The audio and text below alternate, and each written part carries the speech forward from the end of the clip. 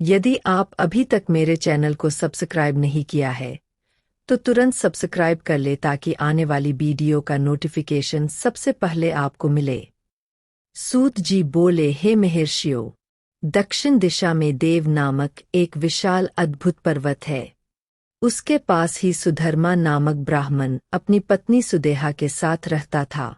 वह भगवान शिव का परम भक्त था। वह सदा ही वेदों द्वारा बताए मार्ग पर चलता और प्रतिदिन अग्नि से हवन, कर्म, अतिथि का पूजन और शिवजी की आराधना करता था। इस प्रकार पूजन करते हुए वे दोनों पति पत्नी अनेक सत्कर्मों में लिप्त रहते थे। उनकी पत्नी सुदेहा पतिव्रता स्त्री थी। उनकी पत्नी को एक बात का दुख था कि उनकी कोई संतान नहीं थी। इस कारण उनका मन परेशान रहता था। जब भी सुदेहा अपने पति से इस विषय में कहती तो वह उन्हें समझाते कि पुत्र प्राप्ति से क्या लाभ है। आजकल सभी रिश्ते नाते स्वार्थी हो गए हैं, परंतु फिर भी वे सदा दुखी रहती थीं। एक दिन की बात है।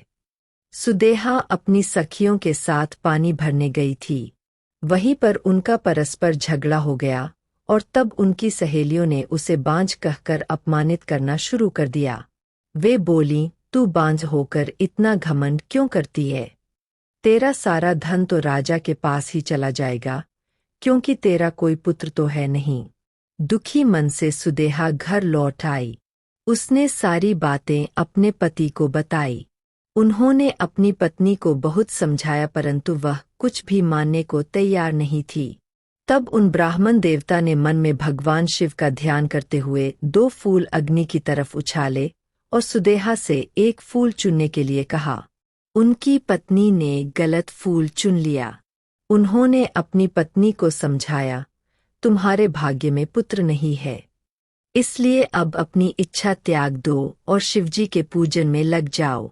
अपने पति सुधर्मा की बातों का सुदेहा पर कोई प्रभाव नहीं पड़ा और वह उनसे इस प्रकार बोली, हे प्राणनाथ, यदि आपको मेरे गर्भ से पुत्र प्राप्त नहीं हो सकता तो आप दूसरा विवाह कर लीजिए। परंतु सुधर्मा ने विवाह से इनकार कर दिया। तब सुदेहा अपनी छोटी बहन घुष्मा को अपने घर ले आई और अपने पति से प्रार्थना करने लगी कि वे उससे विवाह कर ले।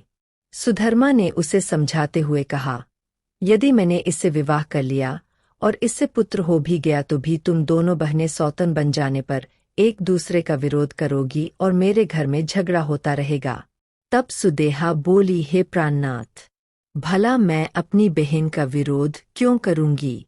आप चिंता त्याग दे और घुष्मा से विवाह कर लें। अपनी पत्नी की प्रार्थना मानकर सुधर्मा ने घुष्मा से विवाह कर लिया। विवाह के पश्चात सुधर्मा ने सुदेहा और घुष्मा से मिलजुल कर रहने एवं आपस में एक दूसरे की बात मानने के लिए कहा। फिर घुष्मा अपने पति सुधर्मा के साथ प्रतिदिन 101 शिव पार्थिव लिंगों का षोडशोपचार से पूजन करके तालाब में उनका विसर्जन कर देती। इस प्रकार जब उसने 1,00,000 पार्थिव लिंगों का पूजन पूर्ण कर लिया तो शिवजी की कृपा से उसे परम सुंदर गुणवान पुत्र की प्राप्ति हुई। पुत्र पाकर घुष्मा और सुधर्मा बहुत प्रसन्न हुए, परंतु सुदेहा को अपनी बहन से जलन होने लगी। सूत जी बोले, हे मुनिग्नो, सुदेहा अपनी छोटी बहन घुष्मा से बहुत ईर्ष्या करती थी। उसके पुत्र के प्रति भी उसका व्यवहार बुरा था। धीरे धीरे घुष्मा का पुत्र बड़ा हो गया। उसे विवाह योग्य जानकर ब्राह्मण सुधर्मा ने उसका विवाह एक योग्य कन्या से करा दिया। इससे सुदेहा की ईर्ष्या और अधिक बढ़ गई। उसने निश्चय किया कि जब तक घुष्मा के पुत्र की मृत्यु न होगी तब तक मेरा दुख कम नहीं होगा। अपनी खोई प्रतिष्ठा और घुष्मा को सबक सिखाने का निश्चय सुदेहा ने कर लिया। एक रात सब प्राणियों के सो जाने के बाद सुदेहा ने घुष्मा के सोते हुए पुत्र की हत्या कर दी। फिर उसके छोटे छोटे टुकड़े करके उसी तालाब में बहा आई जहां घुष्मा प्रतिदिन शिव पार्थिव लिंगों का पूजन के उपरांत विसर्जन करती थी। घर आकर सुदेहा आराम से सो गई। प्रातःकाल उठकर सुधर्मा भगवान शिव का पूजन करने चले गए। सुदेहा और घुष्मा भी अपने अपने काम में लग गई। जब घुष्मा की पुत्र वधू ने अपने पति की चारपाई पर खून और शरीर के अंगों के टुकड़े देखे तो वह अत्यंत व्याकुल हो गई और उसने अपनी सास को सूचित किया। वहां का दृश्य देखकर वह फौरन समझ गई कि किसी ने उनके पुत्र की हत्या कर दी है। यह जानकर घुष्मा जोर जोर से रोने लगी। सुदेहा भी उनकी देखा देखी आंसू बहाने लगी, परंतु मन में वह अपनी सौत के दुख से बहुत प्रसन्न थी। कुछ देर पश्चात सुधर्मा शिवजी के पूजन से वापस लौटे तो उन्हें सब बातें पता चलीं। सुधर्मा घुष्मा से बोले, देवी, इस तरह से रोना छोड़ दो, अपने दुख को दूर करके अपना कार्य पूरा करो। भगवान शिव ने ही हमें कृपा करके पुत्र प्रदान किया था और वही उसकी रक्षा करेंगे, इसलिए तुम रोना छोड़ो और अपना नित्य कर्म करो। तब पति की आज्ञा मानकर देवी घुष्मा ने शिवजी के पार्थिव लिंगों का पूजन किया और उन्हें बहाने के लिए तालाब पर गई। जब लिंगों का विसर्जन करने के उपरांत वह मुड़ी तो उसे अपना पुत्र वही तालाब के किनारे खड़ा मिला। अपने पुत्र को जीवित पाकर वह बहुत प्रसन्न हुई और मन ही मन अपने आराध्य देव भगवान शिव का स्मरण करके उनका धन्यवाद व्यक्त करने लगी। उसी समय भगवान शिव वहां प्रकट हो गए और बोले, देवी घुष्मा, तुम्हारी आराधना से मैं प्रसन्न हूँ। मांगो, क्या वर मांगना चाहती हो?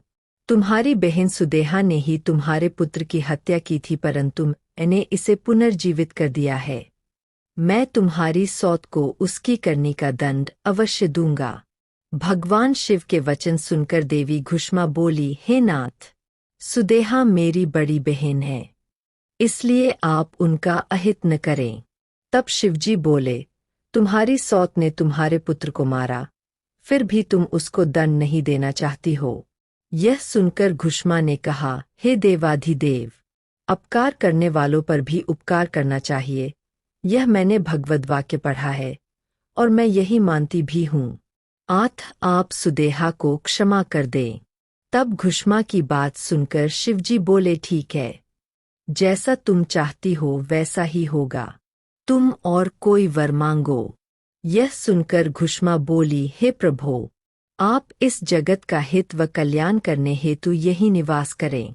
तब शिवजी बोले, हे देवी, तुम्हारी इच्छा पूरी करने हेतु तुम्हारे ही नाम से घुष्मेश्वर कहलाता हुआ यहाँ निवास करूँगा।